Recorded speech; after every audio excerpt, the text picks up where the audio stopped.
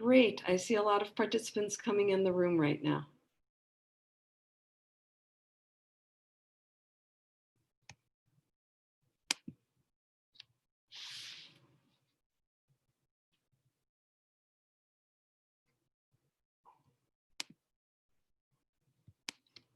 We'll get started in just a minute. We're waiting for people to fully join.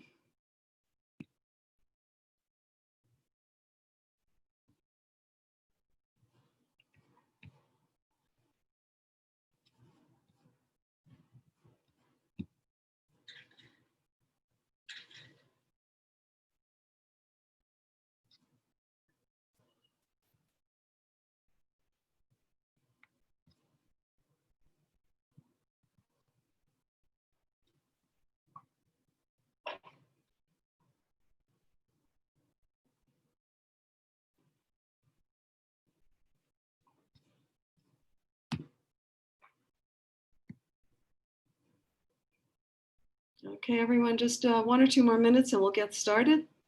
Thank you for your patience.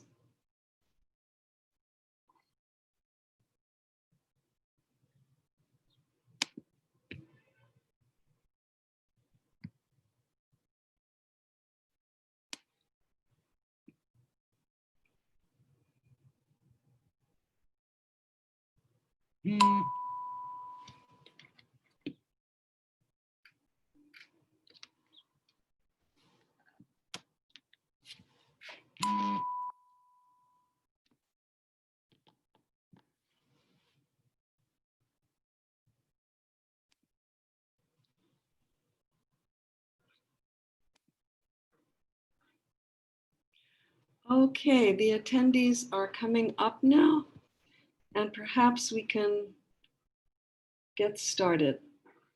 Thank you all. My name's Gay Rosenblum Kumar. I'm the UN representative for Peace Direct based in New York. And thank you for coming here to hear about the Digital Pathways for Peace report, which is based on a global online consultation done a couple of months back.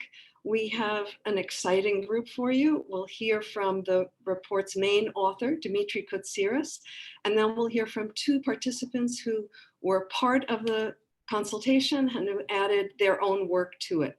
First, I'd like to give you just a few words about Peace Direct.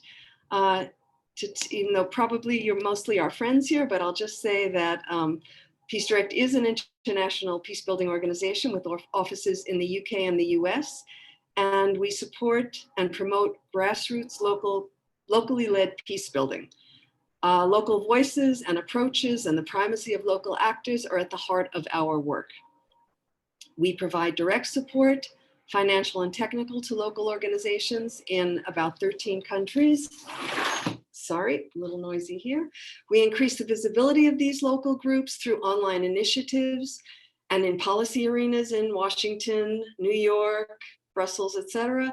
And we raise themes and the profile of locally led approaches and advocate for systemic change. And I think that's where this report comes in, part of our research program, trying to help local peace builders understand the terrain and increase their power and visibility.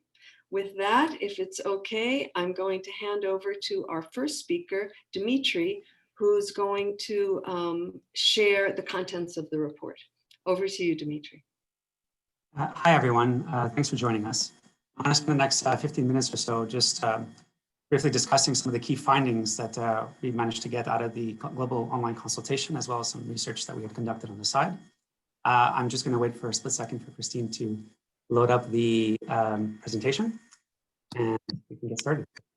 So just to start off as a global overview, we held a consultation in March, just around the time when lockdown was hitting many countries around the world, and held a consultation with about 75 practitioners and academics from around the world, focused on peace building. And we engaged in what we call a peace exchange. And this is a model where we kind of conduct a collective analysis through a platform to exchange views and perspectives which a platform we call Platform for Dialogue. And the insights of this report come from that. And we discussed a variety of topics, as you can see here, from the digitization of conflict and violence to tech-based peacebuilding approaches, and also inclusion, ethical, and programmatic challenges, and so on and so forth. Next slide, please. Thank you. So quite broadly speaking, we first looked at the impact of digital technologies on peace and conflict generally and globally. And we noticed that digital technologies present a sort of double-edged sword. So on the plus side, on the flip side of the coin, digital technologies have democratized peace building. This is a way where digital technologies have leveled the playing field, decentralizing flows of information, moving away from top-down approaches and enabling bottom-up or side-to-side, peer-to-peer. And most importantly, that communication is a two-way type of communication, not just as consumers of the technology, but also as creators. And that is a crucial factor and component of how peace tech as a subfield has developed, where you can use technology towards peace building outcomes. And in terms of social political contexts around the world, digital technologies enabled a new form of accountability. So you see this from the Arab Spring some 9 years ago, but also the wave happening last year, moving on to this year, with activism and collective action happening at such a rapid rate, online and offline, through hashtag activism like the climate change or Black Lives Matter, as well as individual citizens engaging in citizen journalism. Essentially, the cameras are always on, so they're able to capture when abuses are happening and be able to spread and disseminate that to a very large audience to highlight abuses and human rights violations that are occurring in their context. But on the negative side, the technologies are not benevolent and can be used by the very same actors that we're trying to work against. In the sense, conflict spoilers and conflict actors and repressive governments are essentially using the same technologies with advanced methods around censorship and surveillance, as well as misinformation, disinformation campaigns to undermine peace processes, to undermine the sort of social fabric of society. And you see examples of this from China, for instance, at the Great Firewall of China, but some of them are less obvious. And a lot of governments around the world are increasingly utilizing these surveillance tools under the pretext of national security or common good and public health to essentially scrutinize citizens a bit more directly. Some governments and some actors also control and curb digital access, and that has to deal with issues of marginalization, gender norms, and so on, which I'll discuss briefly in a short while. And crucially, this is digital technologies are acting as like a main catalyst that's escalating and facilitating the shrinking of civil society space more broadly. And that's a major issue that we have to contend with going forward. But on the other side as well, some of these new technologies, especially around social media platforms and online forums, are being utilized by conflict actors and spoilers to divide, to polarize, to radicalize, and they're quite effective at doing so. And actors that were in the fringe are now entering the limelight, and ideologies or theories that had no real credence are now, being acknowledged more broadly, and that speaks to issues around digital literacy, which I'll also discuss in a bit. And so they use that to recruit followers, at least among violent extremist groups, but also to radicalize people, going down this rabbit hole of pre-curated content where you're recommended videos and sometimes inflammatory content based on algorithms that are not very well understood. Next slide, please. More specifically to our sector, though, technologies have enabled the sort of emergence of a new subfield that we colloquially call peace tech. Though it's not new, this has been going on for several decades. The real push for this has happened over the past 10 years or so, maybe 15 if you incorporate some of the establishments of key institutions that have moved forward and carving out a field around peace tech. And this is around the strategic use of technology for peace building outcomes. And examples of foundations, institutions that have been established include the ICT for Peace Foundation that works directly with the UN on using information communication technologies for peacebuilding outcomes. There's UN Global Pulse. There are various labs in a couple of countries where they primarily focus on big data and deep data mining around big data sets to determine insights and behaviors and perceptions on various issues. And then there's the US Institute for Peace's Peace Tech Lab, which is among one of the most reputable peace tech initiatives in civil society. But there are several hundred others around the world, too many to name, but it just shows just what level of expansion has been happening. A lot of these institutions have been founded the past 10, 15 years. The Peace Tech Initiative moved beyond what we consider as inherent advantages that come with using technology in our work. And that's, for logistical, financial, and programmatic advantages through program implementation, monitoring and evaluation, and financial management. But Peace Tech moves beyond that and looks at how technology can be used to strengthen the visibility of peace building more broadly and can improve on inclusion and enhance empowerment and accountability of different actors who are involved in the space.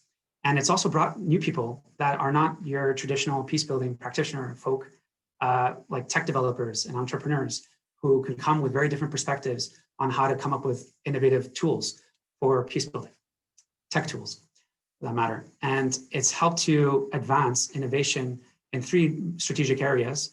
One's around strategic communications, the other is mobilization and networking, and tied to that is dialogue.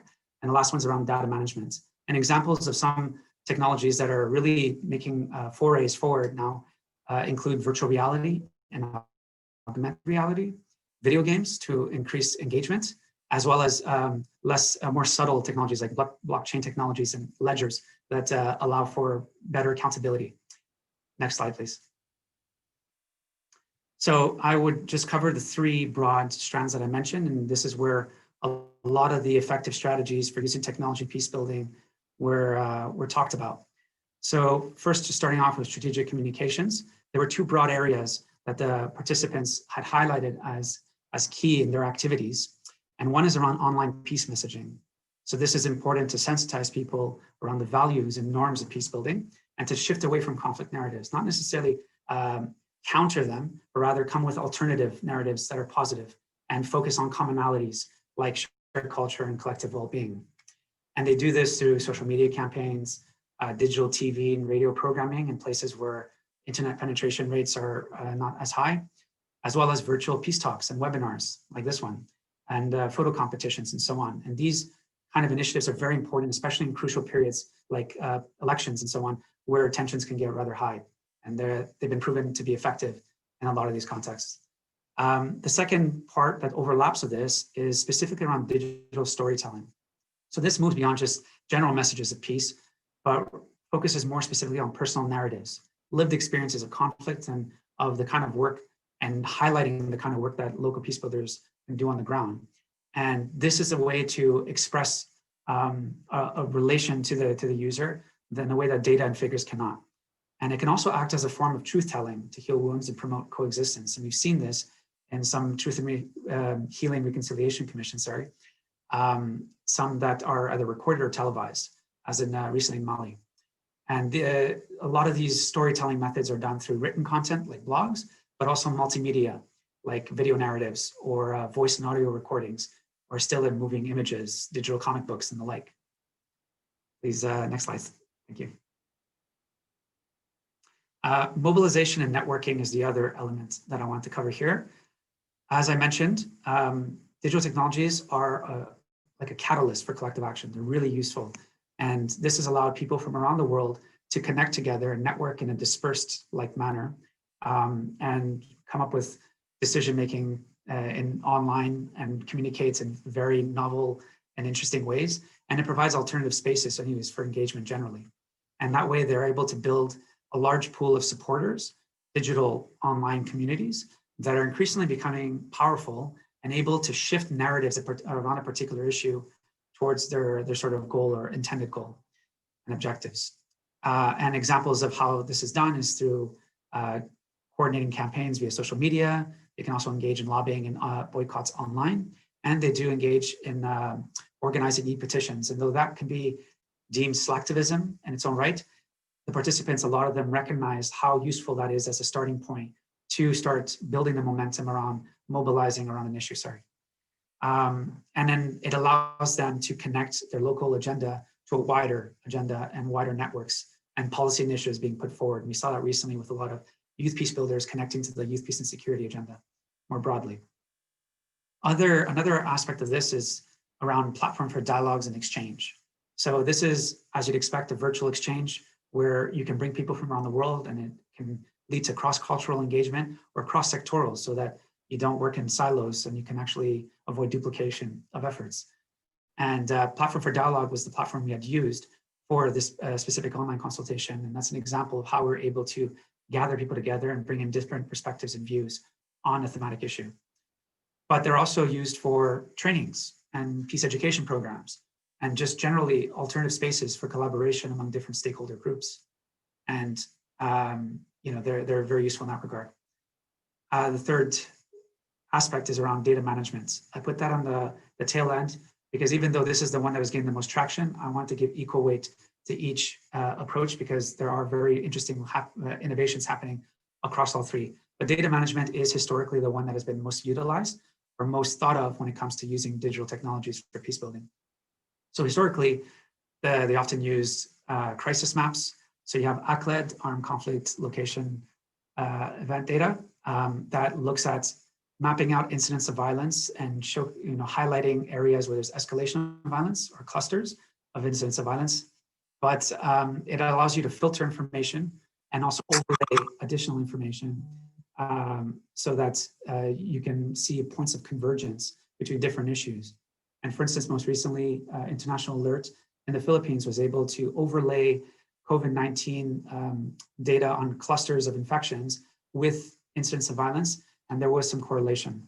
And so you can start looking at what areas and regions need the most interventions.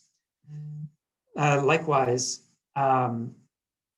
though historically these crisis maps were used, where the data was collated by local consultants and experts on the ground, increasingly there are alternative methods of data collection, including crowdsourcing, which allows multiple decentralized sources of information to feed into a platform and be able to create the sort of big picture idea of what's happening and determine certain trends. And that also allows some of the more traditionally marginalized communities or individuals to be able to speak up and contribute to this. And so in our consultation, one example was from the Red Dot Foundation. They have a crowdsourcing mapping tool called Safe City, which essentially allows people to input data into incidents of gender and sexual and gender-based violence. And that way they can map out what's happening across different parts of districts in different cities.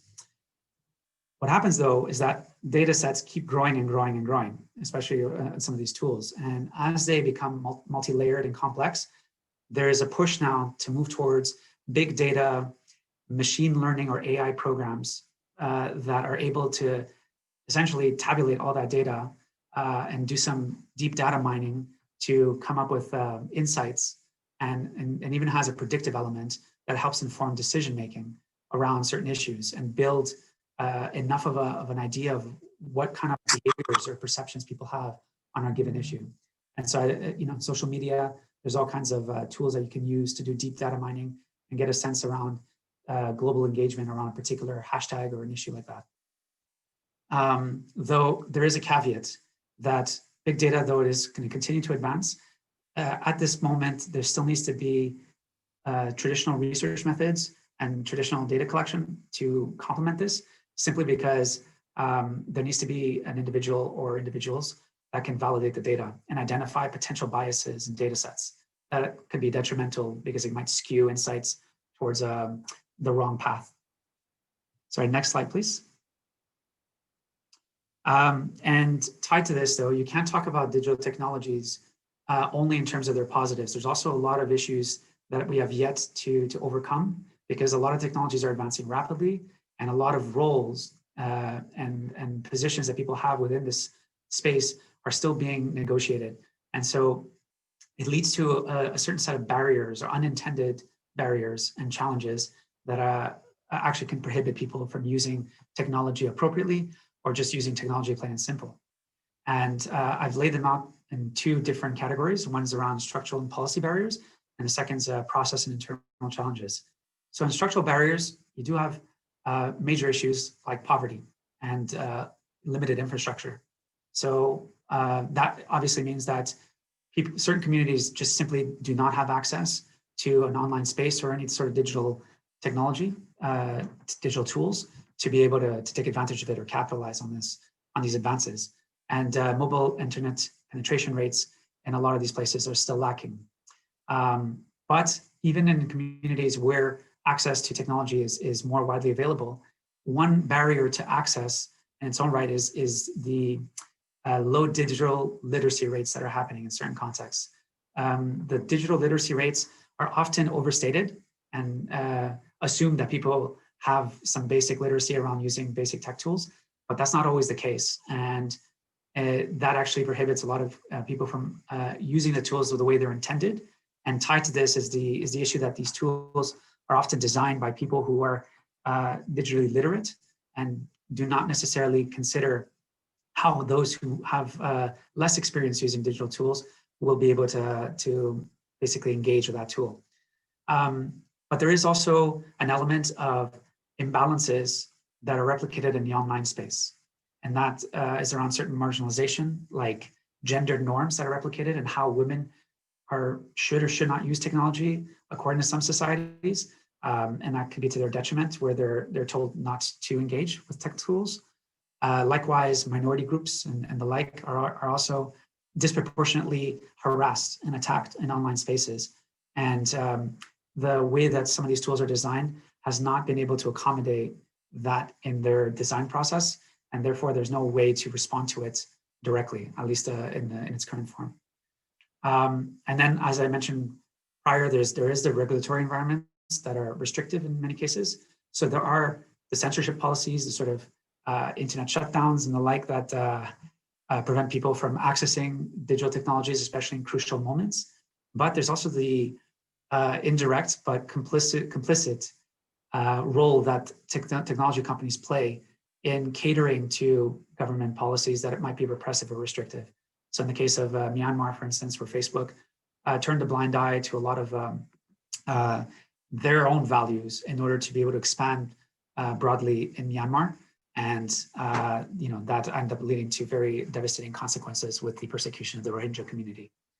And then for the process and internal challenges, you have issues around ethics and the ethical use of technology. And of course, focusing on making sure that your tech interventions incorporate elements of security and privacy. And we have seen many cases where there's been data breaches or misuse of data, both intended and unintended. And it starts putting into question when we should use digital tech tools? When is it appropriate to use tech tools? And when are we just using tech tools as a easy, interesting fix to a problem when it's actually could be detrimental and might not be conflict sensitive? And that's something that as the technology advances, peacebuilders around the world are coming to grips with. Tied to this, demonstrating effectiveness and impact. It's a very difficult thing, regardless, especially in the peacebuilding space, to demonstrate peacebuilding outcomes, because not all of them are quantifiable. And with unfamiliarity of digital tools, and there's a lot of data that comes, especially when you're using tech in peacebuilding programs, and it's hard to parcel out some of the useful data from the ones that are miscellaneous or extraneous. And it ends up forcing peacebuilding practitioners sometimes to try to go for what seems easy to quantify. So for instance, in social media campaigns, people base the success of something based on the number of clicks or likes or retweets or whatever. But while that might indicate that engagement was high, it doesn't indicate anything around behaviors, perceptions, or attitudes around the particular issue you're trying to highlight. And by far, probably one of the most important challenges, especially in local civil society, is the sustainability of tech-based interventions in their contexts. There is a real cost using these technologies. Some of them are cost effective, but a lot require licensing fees. You have to pay for data, for the servers to use the data and so on. And a lot of these tech initiatives are basically victims of the limitations of funding modalities that prioritize seed funding for these tech programs around new things. They always want new platforms, new tools or whatever, versus iterating on ones that are pre-existing. And as a result, when those tools end up reaching a level of maturity where they're able to actually expand on them and build on them, the seed funding dries out and they're left with nothing and with their own means to figure out how to sustain that. And as a result, over the course of the past 10 years, we've seen lots and lots of different tools, very innovative ones, that have fallen through the cracks because of a lack of sustainability. Yeah, that's it for my my first bit. The key recommendations we'll talk about in the next session. Thanks very much, Dimitri. There's an awful lot to absorb and chew on there. We have a couple of minutes for questions, discussion. We have two ways you can do that. If you'd like to use the raise your hand function, which is, I think, in the participant list. Someone help me out here. You can raise your hand and ask your question orally, or you can put your question into the Q&A by typing it, and then one of us will read it out in case the others can't see it. While people are thinking and doing that, and I'm also looking for the right button for the raise the hand, I have a question myself, which has to do with the mobilization and networking that you mentioned, Dimitri, and the three categories: digital mobilization, the platforms for dialogue and PCED, and the data management, with things like crisis mapping and early warning kind of being the sexiest and getting the most attention. I found that very interesting because it's almost like the early warning is the prevention side, and the digital mobilization is more in the moment side of a conflict, and the platform for dialogue and peace education is like throughout the whole thing. So some seem to be more useful over time, and others seem to have specific moments in time. And I wonder if in any of the searching you did or what you heard about different kinds of programs, how that weighs out and how people think to use the different technologies in different ways. Okay, so when it comes to data management, part of the reason why it's considered the sexiest is because the concrete applications of it are very clear, right? In terms of its contributions towards early warning systems and so on. And so that's why a lot of the attention has been disproportionately put on that. That doesn't mean that there isn't overlap with activities around digital mobilization. That might be a second part of, or another side of that coin.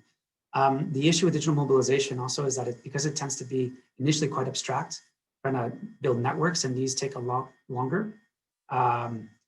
It's something that has not, I guess, grasped the attention of at least policymakers and donors as much, and it tends to be basically relegated to civil society to figure out how to engage that more often, because they're more reactive and more agile, I presume. And that's partly the reason why they're passing on to them. But it's a good question. I can't fully answer in a clear way. It is what it is. Yeah. Okay, thanks. I have to tell my tech colleagues, I'm having trouble seeing if there are any hands raised. Can someone tell me if there are hands raised? No? Or I don't see any questions in the question and answer box. Am I missing something, or should we move ahead? Okay, good, thank you. We're gonna move ahead. Now we're gonna go to part 2 of our webinar, where we're going to have speakers who have participated and are active practitioners. I am not sure if Christian is online, and yes, you are, Christian. Okay, I see you now. Why don't you start your video if you're going to, or if not, you there? Okay, Christian is actually talking to us from an airport, so we're giving him priority here because we don't know how long his internet is going to last. Let me just say, Christian Schirch is a peace journalist from DRC and founder of Peacemaker 360, which is a communications nonprofit that connects young peace builders through storytelling. He's also someone I consider a friend, and he's an advisor to the Conducive Spaces for Peace project and is working on his PhD at Ghent University, but right now headed to be doing research on community participation in security governance in Eastern Congo. Over to you, Christian. You have to, yes.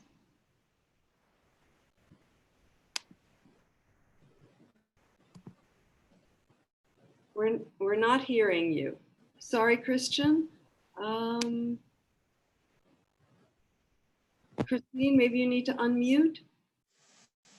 Can you hear me now? Yeah. There's quite a lot of background noise. Can you hear me? Yes, we can. Why don't you start Okay. your phones again? All right. I just wanted to say, first of all, sorry for the background noise and for being quite in a very inconveniencing space to be able to do this call, but I'm glad I'm able to join in. Thank you so much for the warm invitation, Dimitri and Gay, for the kind facilitation. My name is Christian, as Gay has mentioned. I work with Conducive Space for Peace, which is a Danish-based organization that works on support. I'm also the founder of Peacemaker 360, a communication nonprofit that's more or less related to the discussion we'll be having here today. I'll first maybe just start by giving a little bit of a background on what we have been doing in terms of digital technologies at Peacemaker 360. We have been working within this platform for the past 4 years. Our goal is to connect local peace builders from different parts of the world through storytelling, but using it in the online spaces. The reason why we started Peacemaker 360 was because we noticed that there was a big gap in terms of storytelling digitally, and too often mainstream media had taken the big space of storytelling in the online space, and often one doesn't really know the right realities of people living in conflicts other than through the lens of media. And we felt like that was quite problematic. So that's why we decided to start Peacemaker 360 to allow a safe space digitally where local peace builders are able to share their stories.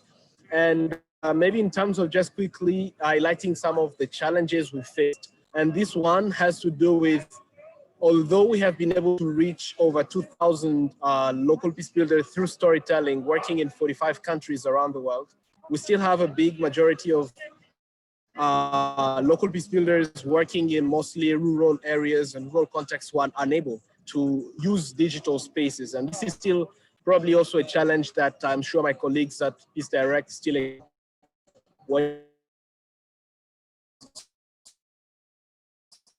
through the platform for the dialogue initiative. There's still a big activists are able to do the initiative. And the second one that we still face in this moment is the continued censorship, as well as the bullying that so many of our local peace builders get as they share their stories, as they try to give a different perspective to the kind of context they are living in. And on our platform, we've tried to deal with this by blocking some trolls and by making sure that we leave a message clear that our space is designed to be welcoming and inclusive, and making sure that everyone feels completely welcome. So I'm gonna leave it there for now, and I will come back much later to give any other thoughts on our work. And thank you again for the invitation. I'll be trying to mute so that I don't give you so much of this back.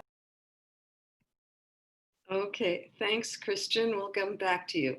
We're gonna go now to our next speaker, Ada Itrola Ohaba, who is working in a Do No Harm humanitarian development initiative in Nigeria. She has 10 years of experience in program management and capacity building. She's a conflict transformation specialist and peace builder, and she's been involved in building relationships that are affected by violent conflict through dialogue, training, surveys, research, etc. And she will share with us today her specific experience using tech in her peace work and some of the challenges she's faced. Over to you, Ada. Thank you so much, Dimitri and Gay, for the opportunity. I think this is all welcoming.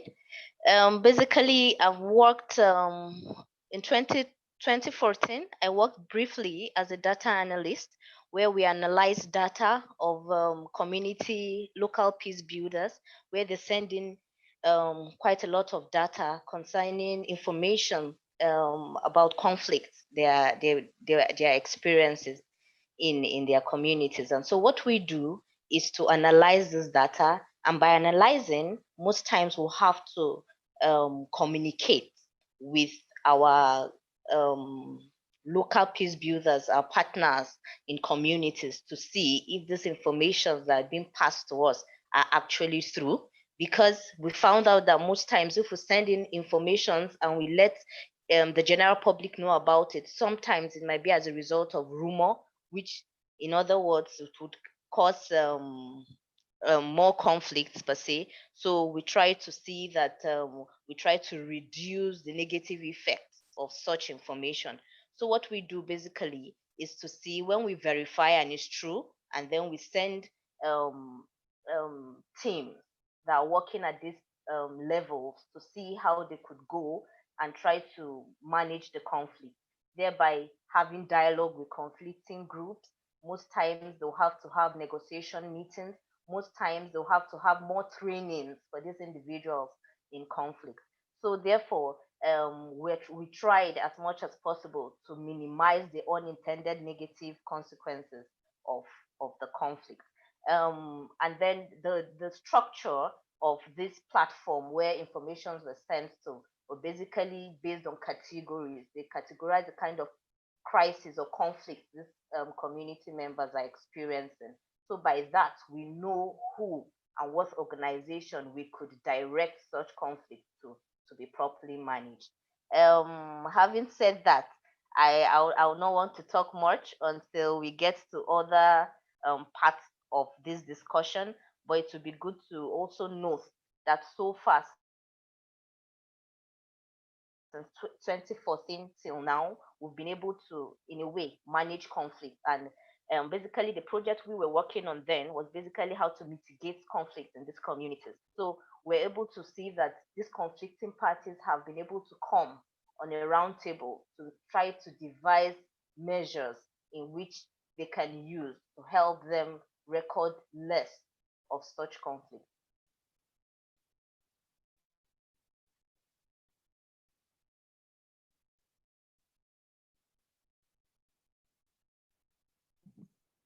Sorry. Thank you, Ada, very much. Both of you have such rich experience. We're going to open now again for question and answer and discussion. Christian, I hope you're still there and can unmute, at least, even if we don't have a picture, so that if people ask questions, they can hear your answer. Oh, perfect. Good. Again, looking for folks in the audience to come and discuss this with us. Anything that they want to share, either through the Q&A button or the raise your hand function, if you can find it, which is better than I can do.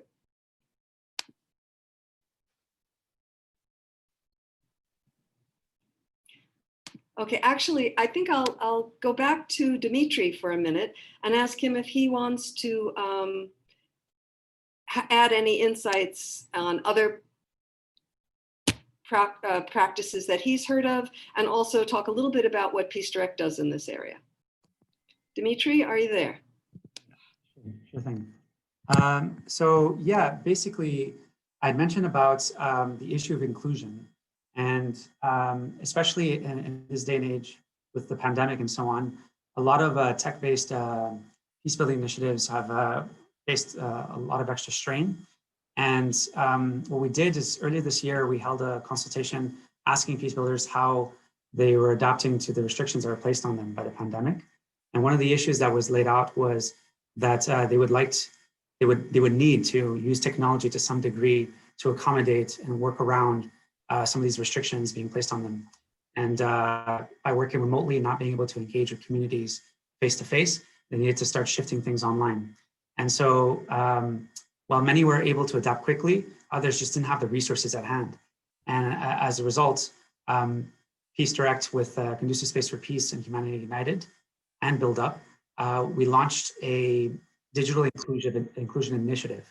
So this is an initiative that's temporary earmarked to try to respond to the needs of local civil society actors that are struggling in this time and that need to be able to adapt in an online space in a time when they're not able to engage face-to-face anymore. And so these are done through very small grants, up to $750, where we give access to certain bits of technology, whether it's laptops or subscriptions to video conferencing apps and so on. And these have gone a long way to help a lot of local peacebuilding actors, organizations, and so on, to be able to adapt themselves more rapidly online and respond to the circumstances. And so training in that space to show how they adapt their work to a digital space. And then of course it offers a networking opportunity for them to learn from other peacebuilders as well. So that's one of the key initiatives. And then I mentioned briefly about Platform for Dialogue, which is a tool we built in-house to act as a virtual exchange and allow online conferences for participants to join in from around the world and share their ideas and experiences. And they've been very successful so far, and we hope to continue them. And that's something it's an asynchronous participation format where people can participate in and when they are able to do so, and it's open 24/7 during the time of those consultations. So it allows more flexibility and accessibility to those who have to work around other schedules that they have, as well as their needs. And these are ways we're trying to adapt to some of the inclusion and accessibility challenges that we're facing in the digital space. Thank you, Dimitri. We have some questions coming in. I'm not sure if everyone can read them, so I'll just read them. They're kind of short. First question is to Christian. Christian, how are you effectively using digital tech to end violence in communities? I know you're using storytelling. What other ways can be used that are effective and that can reach even the grassroots communities in rural areas? Oh, looks like he might have dropped out. I'm not certain. Okay, while we're waiting for Christian to return, I have a question from Ali Spring to everyone. Could you talk a little about the extent to which any of your work is taking place in or through the education sector in your regions or countries, be it with teachers in universities or even youth? Ada? Yeah, sure. Yeah. For 4 years now, I've been coordinating the Do No Harm Humanitarian Development Initiative. And basically what we do is to train lecturers from university on Do No Harm. And basically it aims at ensuring that they use the principle of Do No Harm in lecturing curriculum. Yeah, so basically we've had better reporting projects or during seminar presentations. We've had students have to try to understand what Do No Harm is and basically mainstream it in their various areas of implementation, basically even at schools. So basically we're also looking presently at how we could also include secondary school, the peace parts of into their curriculums, how secondary school students can be able to take courses on peace, because we feel and we know that so far we think the knowledge of peace has to actually start from the grassroots, okay? Because with that they get to respect each other's opinion and we have better impact concerning peace issues. Thank you, thank you. I'd actually like to add to this discussion about using education, the education sector. I know of a program that is working in Darfur through this COVID-19 crisis and giving online training to civil society members, university students in unarmed civilian protection. And it's, I guess, also asynchronous, as Dimitri said, but in a different way. People can go online whenever they want. There's a handbook they can download. There's a constant discussion. And because of the problems with the internet, they're even using WhatsApp to hold group discussions with various groups of people.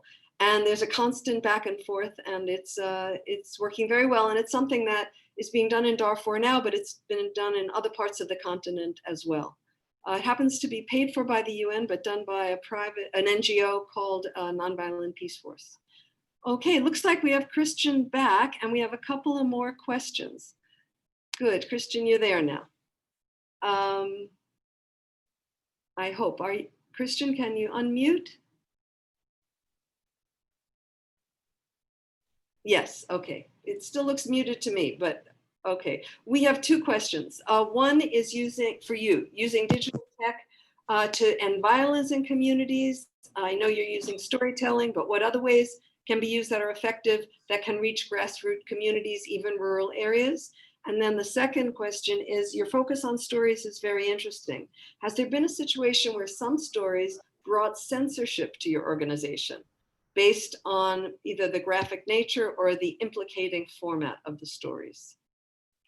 So 2 in 1. Oh my, it looks like he's frozen again. Okay, Christine, you have a question to ask, yes? I am really sorry. I know you finished reading the questions, but I was just gonna say if there is anything that I could answer to much later, I'm gonna leave my email address in the comment section, just in case I don't get all the questions. I can respond to them maybe much later. I'm so sorry for the internet troubleshooting. Okay, well, did you hear the questions or can you see them? Maybe you could repeat them. Okay, first question or second question is, have any of your storytelling brought censorship to your organization, either because they're being graphic or they're implicating anyone? That's the first question. Why don't you take that? Well, that's a really good one. We just recently published a book called Like the Olive Tree, and the book actually highlights stories from 24 activists who had been able to feature from 22 countries working on amazing peace building projects. Now, one thing that is true is that some of these stories may implicate peace builders in a way, but it's true also that so many of these activists decided to share their stories exactly because they feel like so many of their inputs are marginalized in their peace building context. So it's kind of a two-faced kind of, I would say, how do you call it? The two sides of the same coin. So we are looking on the one hand, the need to promote stories, but on the other hand, we're also concerned that by doing so, we might expose some peace activists. That's why we take precaution to make sure that before we publish a story or before we publish a book a story in a book, that we have taken due diligence to be sure that this is not going to expose anyone. So luckily, we have not had any of our peace activists put in trouble, but we are really concerned about that as well, and we watch it very closely. Okay, thanks. And a second quick question. How do you get your storytelling down to the local grassroots level in rural areas? Or can you?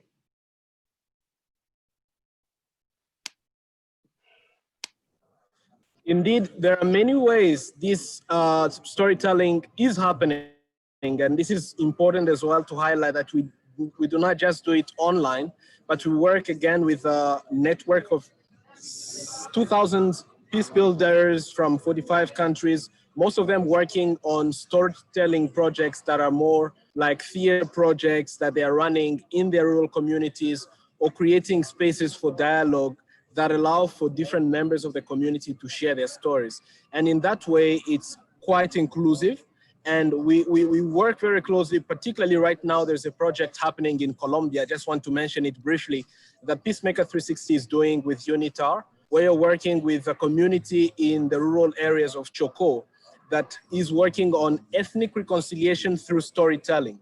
So this project is done with proximity with local communities, and we try to make sure that everyone is involved, and our local partner there does it through theater and art. So we are also exploring different ways we can engage with people, especially in rural areas that are not always able to access the internet.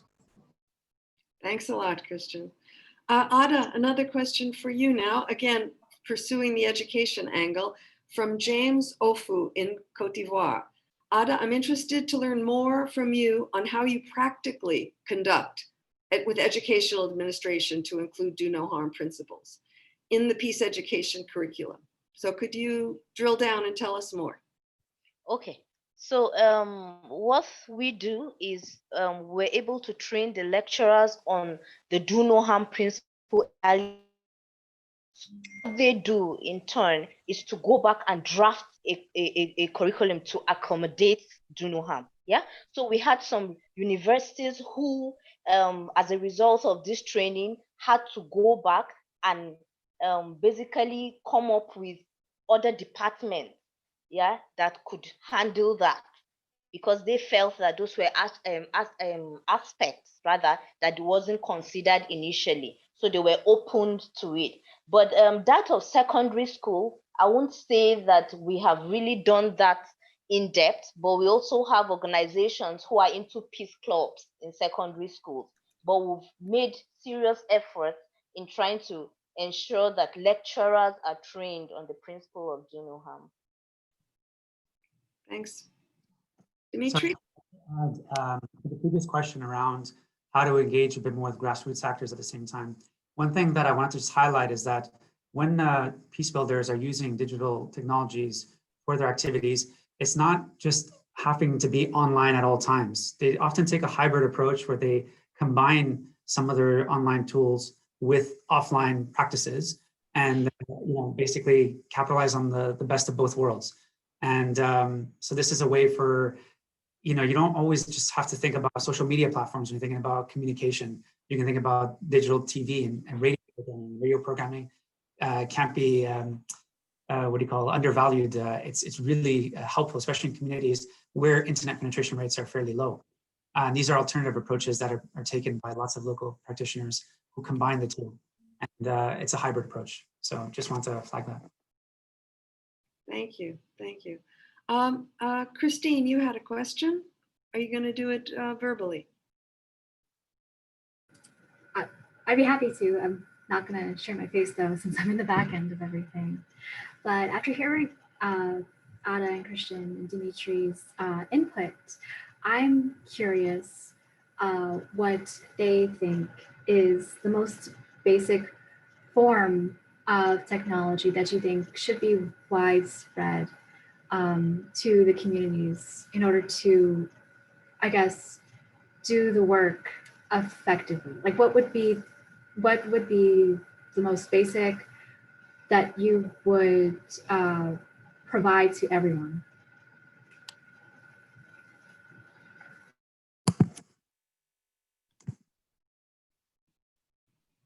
Okay, I should go first. Sure. Oh, okay. So basically, I think that if I was meant to answer that question, I would say that it's for me. I would make it a decision of those living in those communities, because they'll have to choose a platform that they are most comfortable with, and then a platform that could be all inclusive. Yeah, so most times when I try to sit and discuss such, I try to give them the opportunity to choose. But I think that thinking forward, I'll be able to, for every grant, for say, I get to implement peace building activities, I want to see to it that a particular percentage of such grant goes to training on digital use for community members. Because one of the most challenges I've heard over time from them during this period is that they do not even have funds to be able to buy data to get involved in such. Yeah, and even if they do, they would rather prefer to use those funds available to feed their family, because right now their sources of income was actually this 19 period. Their farm produce were lost and all that. So people who could eat 3 times a day can barely feed once a day. So they also have issues with using funds available to get involved in the digital space. And so when I discussed with them, I said, so thinking forward, what do you think? And part of their suggestion was that we could also make it, because we have teams at local communities who give us feedback. So how can we see that from time to time we also give little funds for them to have data to basically participate adequately. Thank you. Dimitri, did you want to share now? Sorry, I was just gonna unmute. So one thing that came out of the consultation was around embodying service design principles when it comes to designing different tech tools. As I mentioned, that a lot of the tech tools are being designed by often programmers and engineers in the global north, or at least in Silicon Valley and places like that, and they don't necessarily service them for an end user aside from their market where they're trying to sell their product. But when it comes to tech-based interventions, the one participant I mentioned that a key starting point is to ensure that the end user is the one who determines whatever the solution will be, so that you don't introduce tools and practices without actually discussing and consulting what their partners need first. That speaks to the appropriateness of what technology means when it comes to a peace building program on the ground. So having it, what do you call, user-centric and user-designed is probably the best way of approaching it. And that they'll determine what is the most basic technological tool that they would like to use or need in their circumstances to help them in whatever they want to do to fix conflict in their communities. Thanks. It looks like we have lost Christian again, so we can't hear from him on this question. I would just add that I take Ada your point very seriously, that there is a gap in people even having funds for phones or phone credit. I was surprised when I was told that in Darfur, even in the IDP camps, almost everyone has a phone.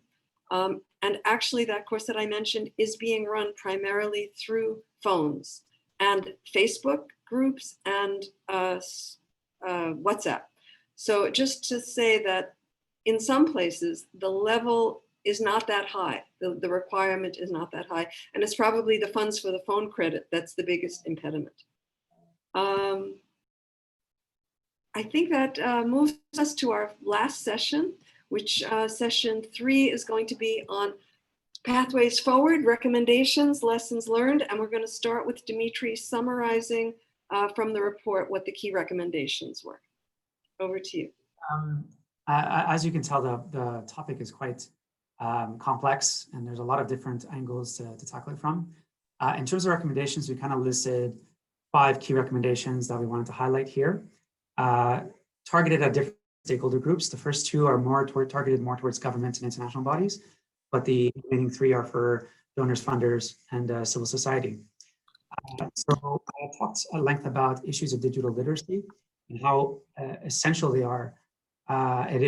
Programs around that to support digital inclusion in online spaces where people are not going to be left behind, where marginalized groups can be able to have their voice amplified and can speak truthfully and access technology in the way that it's meant to be accessed. And so this is something that governments can play an active role in doing with support of civil society for upskilling communities in being able to use digital tools.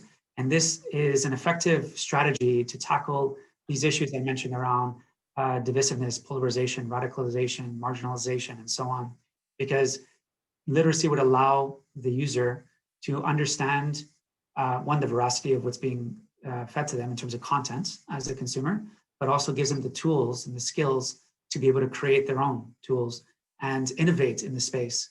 And that way they would be able to, as I mentioned in our previous question, it's the user-centric approach where they'll be able to actually determine future peace building outcomes that are determined by tech tools and so on. So this is a key element of it, raising digital literacy. And of course, there are structural challenges that need to be overcome around, as we mentioned, about costs of it and infrastructure. The second key recommendation is around strengthening what I termed human rights compliant regulatory practices for platforms. So the issue that we faced for a long time is that we've essentially been okay with leaving the multinational corporations to regulate themselves. And they claim that they were able to do this well. But over the past decade or so, it's become quite apparent that in many cases, they were ill-equipped to be able to do this. And the example in Myanmar, as I mentioned previously, is one where it can lead to very devastating consequences if regulation is not implemented correctly. The problem, though, is that then this ties into an overreaction or heavy-handed approach, from governments to try to overregulate that sector in that area, the use of tech tools. And that is also not very helpful in terms of helping, with, let's say, freedom of speech and being able to coordinate and navigate the online space freely. And so the suggestion that a lot of practitioners in this field have proposed, and it's something to be determined as effective or not, because it's still in the early stages, is coming up with a hybrid approach, multi-stakeholder, and bringing in civil society actors, human rights organizations, and so on, to be able to work alongside tech companies and governments to come up with, as I mentioned, human rights compliant regulatory practices that balance the need to protect human rights, but also not to leave things too open-ended, where unintended uses of digital technologies can lead to devastating consequences. The third, which is probably the most obvious, given the discussion around sustainability and access, is to increase support for tech-based peace-building initiatives at the local level. This is material support, financial support, training, and flexible funding. Really is an important bit to develop staff capacity and help the digital literacy of the practitioners who are engaging with the tech tools themselves. And that would help them to cover also licensing, data storage, and server costs. And then tied to this is to be more proactive and explicit when it comes to documenting and analyzing the applications of digital technology in conflict-affected settings, incorporating a conflict-sensitive approach, do no harm principles and so on, and capture those lessons effectively and share those. And that's something that we're still not quite there yet. As I mentioned with M&E approaches, there are some limitations, especially as tech tools, M&E staff and others have to come to grips with them. And it could actually, if improperly implemented, can replicate divisions and the tensions and power imbalances that often exist in offline spaces. And therefore, it's important that civil society actors and donors work together to tackle these potential design biases and come up with effective solutions that would use technology with a user-centered and participatory approach. And then lastly, and something that we had wanted to discuss about, is around developing and strengthening online civil society networks so they can expand their peace-building campaigns and their outreach. And this is not a blanket statement in a sense at all times. It's often when they can rally behind a unified agenda and show their collective strength, that can help elevate peace-building in a digital space. And it can strengthen alternative narratives and foster a wider digital culture of peace. And that is the ultimate goal. So donors should be able to strengthen and support these networks who are, in many cases, agile and able to respond to events a bit quicker than they could. So these are the 5 or so recommendations that I've laid out. Thanks, wonderful. We're gonna hear now from Lisa Schirch, who is a senior research fellow at Toda Peace Institute, where she works on technology and peace building.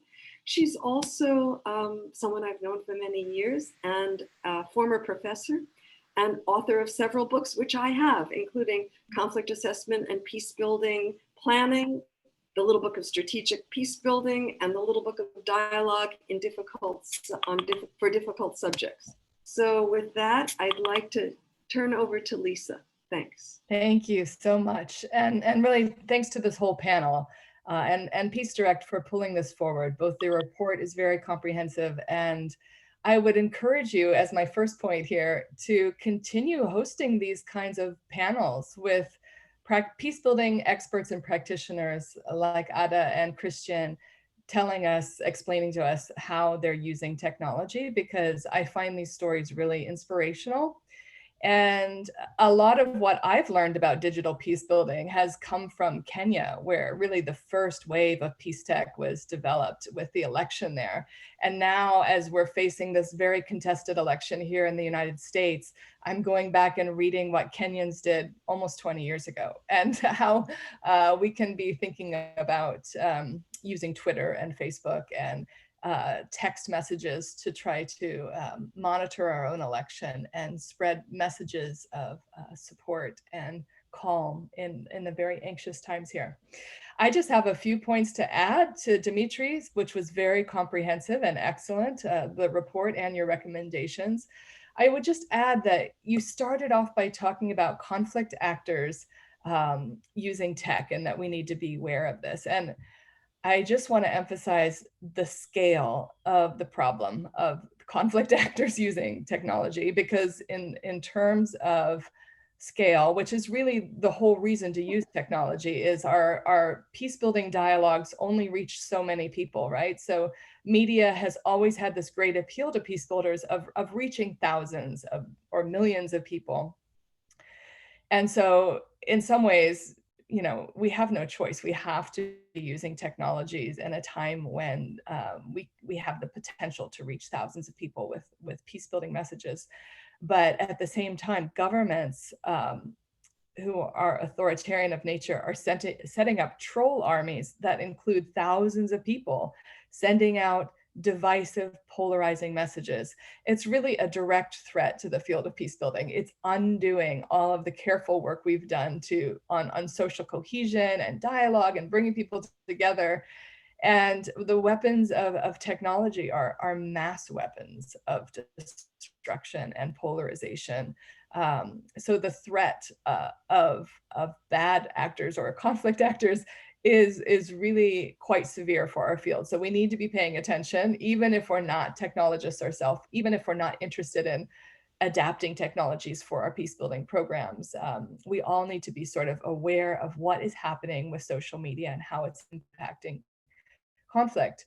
And the second point is, you mentioned the algorithms, but I want to just say a little bit more that the broad conclusion of many scholars now is that social media isn't just a neutral tool, that it accelerates false information and it accelerates hate speech. So it's not as if it's a tool that can be used for good, for bad. The evil outcomes of social media are baked into the economic model.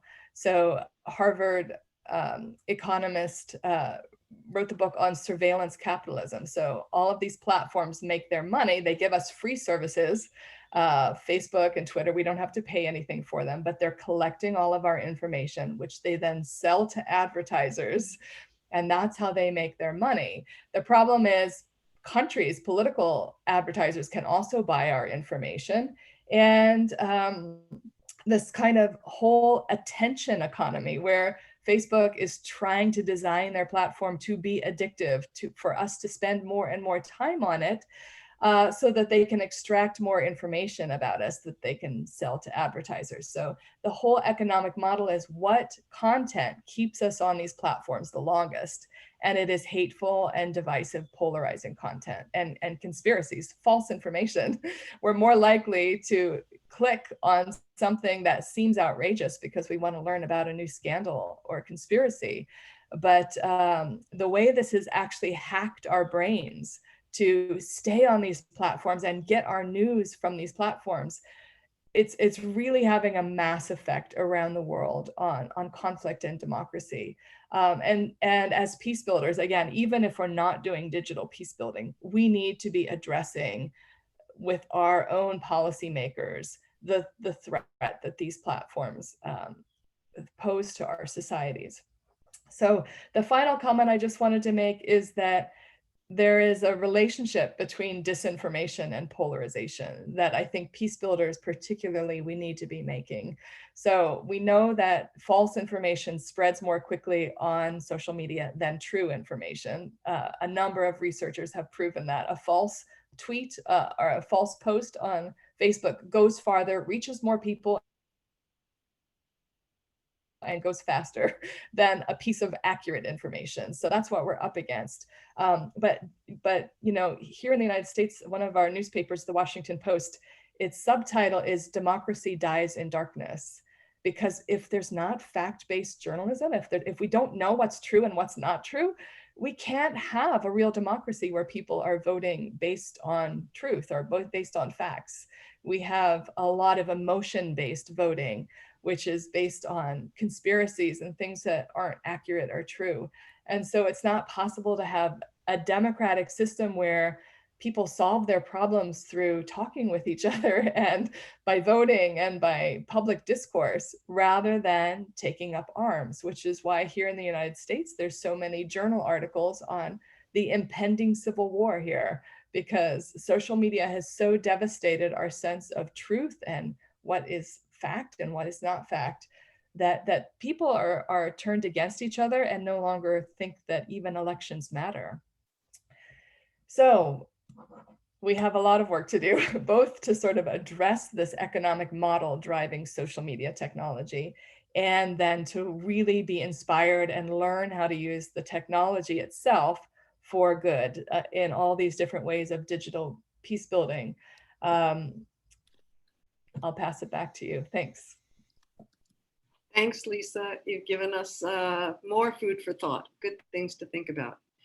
Well, as we're coming to the end of the session, we have about 10 more minutes for question, discussion. So I'd like to ask people to really think now about what they've heard. And Dimitri mentioned earlier, not directly countering misinformation, but proposing alternative views. Lisa just gave us ideas about how the model that exists really has the money and power behind it, and we have to be stealth and strategic to get around that. So I'd like to ask for a bit of a brainstorming and sharing. If anyone in the audience can share, what have you done that has countered some of the negative issues in your community and maybe gotten accurate information out or presented alternative views? And in addition to thinking what you've done, has this webinar given you any new ideas on what you can do, on new ways to work, on partnerships? So we'd like to hear from folks if they want to speak their question or put it in the Q&A, or if you raise your hand, I hope Christine will see where you are raising it, and then she can open up the mic so you could speak.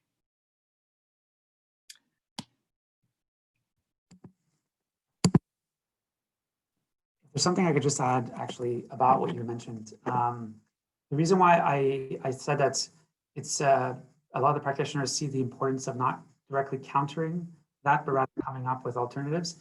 It, I think, speaks to some of the experience that practitioners have had in the countering violent extremism space, the CVP/CVE, preventing and countering, where for a long time it was essentially, it's in the word, right, countering. They're just doing a lot of counter messaging, and a lot of the analysis that's come out recently has shown that this is actually counterproductive and can actually get people further down the path of radicalization.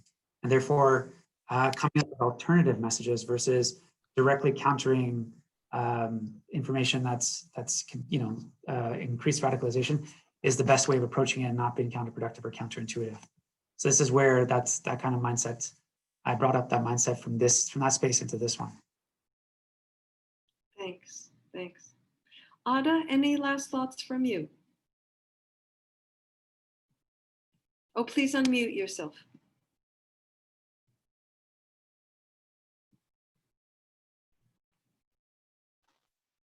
Good. Okay, moving forward, I would say that this initiative is a very good one, and I really hope that we get to do more. Like one of the questions I asked Dimitri when we were planning this was, what's the plan moving forward with lessons learned from this meeting? Yeah, so he actually told me so, but I really want to see an avenue where we could record impacts as a result of these lessons, and it could also be shared. Yeah, so but this is a good initiative, and thank you very much for inviting, and I've learned a lot from everybody who spoke. Thank you so much. Thank you.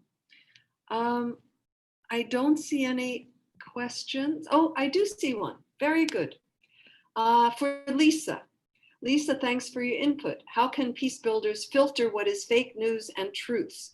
Some journalists use their pens and keyboards to cleverly trick the unsuspecting public. I think this is part of what Dimitri was talking about in terms of media literacy. Both legacy media, traditional TV, newspaper journalism, as well as social media, This is really something that we need more of now, given how much disinformation there is. So what media literacy teaches you to do is ask questions of what kind of journalist is this? What are their sources? Did they triangulate their data, make sure it's all checked? So people can learn these skills. And what we do know is that it's very effective. So in countries that have great media literacy, the public is much more skeptical about false information. And it's not that difficult to teach. So we need to get on board as peace builders that this is really essential to our work of building peace is doing media literacy, given the relationship between information and social cohesion and disinformation and polarization. Yeah, can I also add something Please. concerning that? I also think that moving forward, we should have some sort of accountability for people who send information that are not true. So if you could hold them accountable, it would detect others from doing that. So basically what we have is having such information that nobody is held responsible. So we get to get more of such information, and they actually cause more harm than good, because there are reactions of people who are listening or seeing such is basically not good. Let me use Nigeria as an example. There are quite a lot of information that have been passed through on social media, and then you see at community level it brings about conflict, violent conflict. Yeah, so most times people who send such information are not held responsible. So I've always said it during discussions that we should be able to hold people responsible for what they've said, so that it will actually make others not to do the same. So therefore, they try to make effort to be able to verify such information before sending them out. The questioner, Lou, pushes us a little farther and asks, are we really well trained in media literacy, or we need to work on that? And how do we work on that? And I'd like to add my own question, because we haven't heard much mention of radio. In many communities that are not high tech, radio is still a very powerful medium. So if Ada, Lisa, Dimitri, you want to come in on, how do we get that kind of media literacy that we need? Okay, for me, we've had to train media practitioners on how to include do no harm when trying to give out information, because we know that most times they are also part of this party. They could be shadow parties, but they are also part. With the way and manner these reports are written, with the way and manner these reports are presented. So basically, we're trying to see for my organization how we could do more of these trainings for those in the media sector. Yeah, it could go a long way also. Thanks. Lisa. I completely agree. I think radio is one of the most underutilized peace building tools because it has vast impact. It's relatively cheap. And the reviews, the evaluations I've seen of radio-based peace building is incredible, the kinds of changes that it brings about.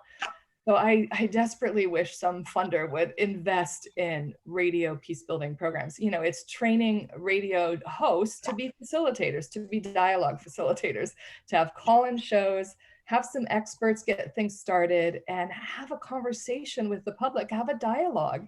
It's possible. It's a fantastic tool for peace building. Yeah. So. And we've seen it work for good and bad.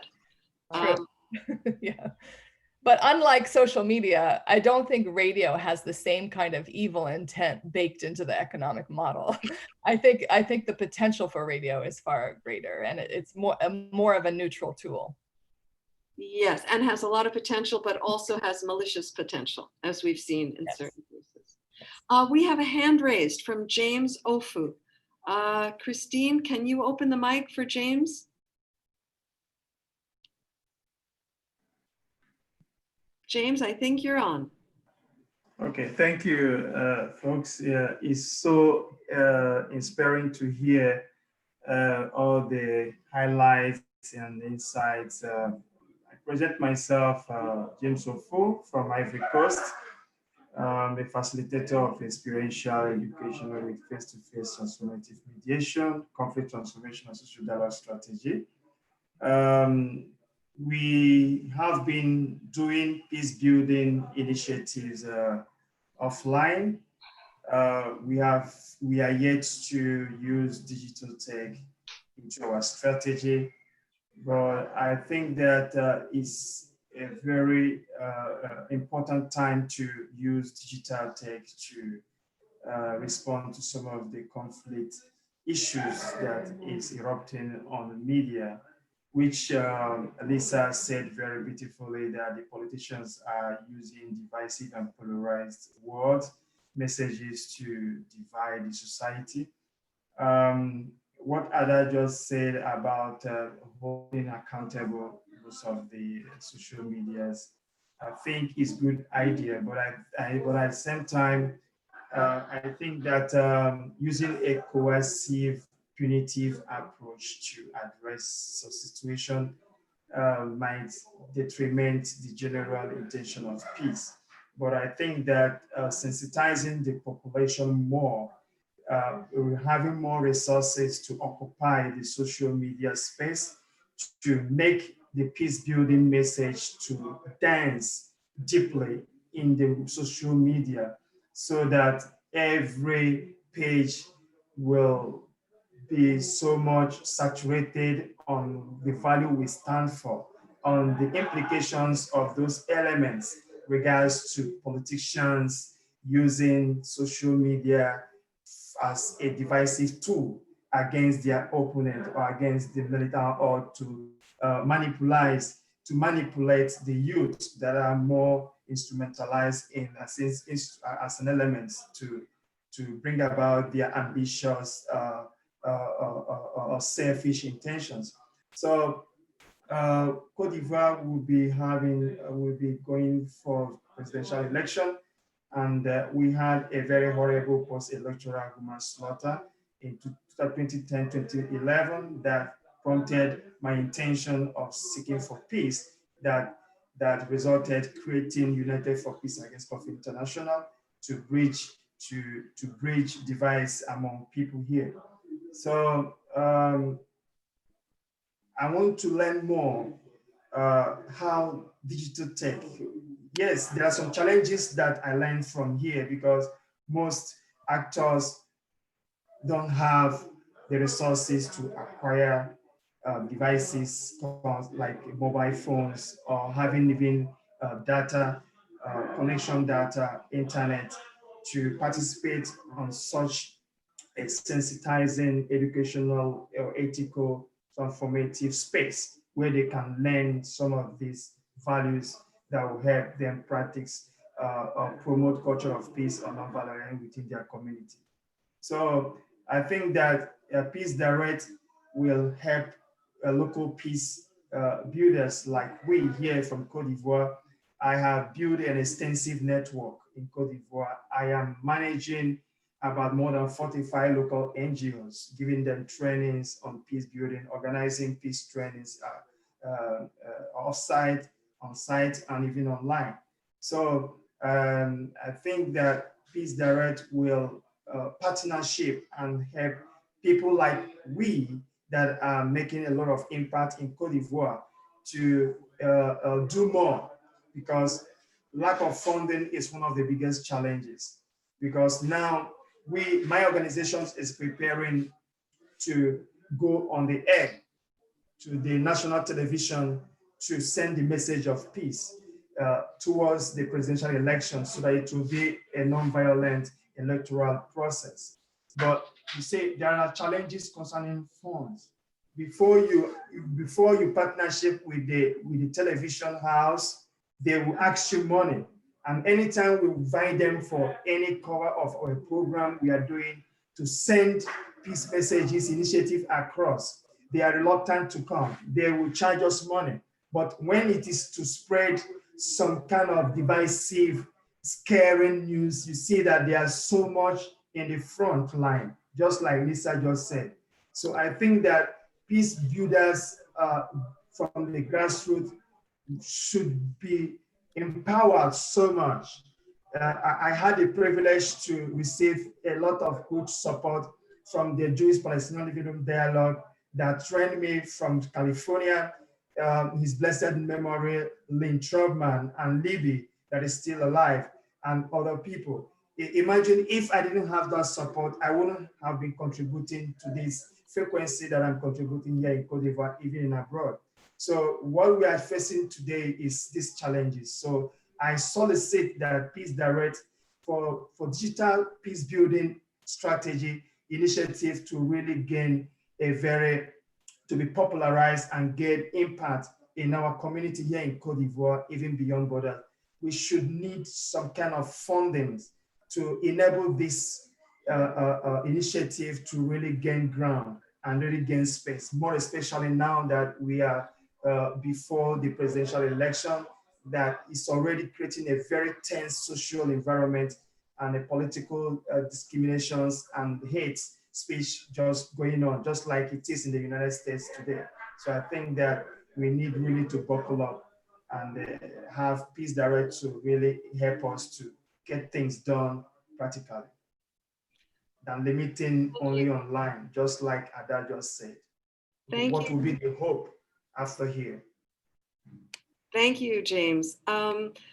It looks like you're not the only one who suggests that Peace Direct take this up. Lou M also says the matter of media literacy needs to be looked at, and could Peace Direct work on this more? It's an important agenda item. I also want to mention that I know UNDP funded a lot of social media before the last presidential election in Sierra Leone. And it was very well regarded, and they worked in radio, on social media, online. They had musical groups come out and do jingles, and then these were promoted even by telephone. I wonder if there are ways that, you can probably find it online if you wanted to look at that project and maybe get ideas. We now have 2 more questions as we're getting to our last 2 minutes. So let's see if we can answer these quickly. From Heliette, what strategies can be used to reach many people using digital tools to reach a huge number of people in communities and globally? Are there any tips or skills that can ensure peace-building messages reach many people? And let me ask the other one so then you can answer it together. From Joe, coming off of James's point, investing in communications capacity building for small group working on the ground may be straightforward and cost-effective way of amplifying peace-building messages within an environment that prioritizes hate speech and disinformation. So interesting juxtaposition. One is saying, should we work with small groups and really equip them to reach out, or should we try to reach large groups? I leave it to the experts. Ada, any thoughts on that? Yeah, so for me, talking about the issue of whether we should train small groups, I've always been of the opinion that most of this real hard work are done by local peace builders. So therefore, we need to invest more on these people, our time, our resources, because more often than not, they use their local way, which have always resolved the conflict, not the normal training, capacity building. It has helped. But then how do we see that they learn more on different skills? Because on peace building, I think we have always used the conflict tools, conflict this. I think we should come up with other strategy, new strategies to explore. Yeah, that could help. Sorry, can you read out the second question again? Well, it was just kind of small group work versus reaching people digitally with global messages. Well, we could also explore the two, because for the larger populations, they also need to know more. And then for those working at the local level, they also need to know more. So we should explore the both options. Yeah. Thanks. Lisa, over to you, and then I'll ask Dimitri for any final thoughts. I don't have anything to add. I think it was a great conversation. Thanks. Okay, thanks. Dimitri.